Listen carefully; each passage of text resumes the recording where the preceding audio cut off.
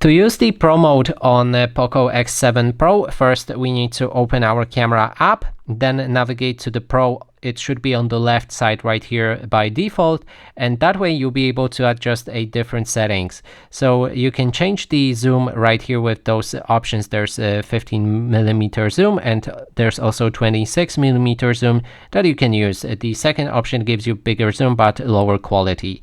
Next thing is the white balance level right here that you can adjust, and you can choose more to the blue light or the yellow light, whichever one you like, or switch to auto.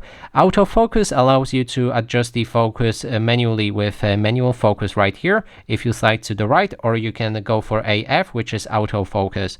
The S is basically the aperture or shutter speed of your camera, and you can choose a time. Keep in mind that increasing that time will require you to stabilize the camera during the photos, otherwise they will be blurry. So if you choose 130, you will need to hold your phone steady while taking a photo. Then there's the ISO, which adjusts the brightness of your photo. You can go up or down however you like.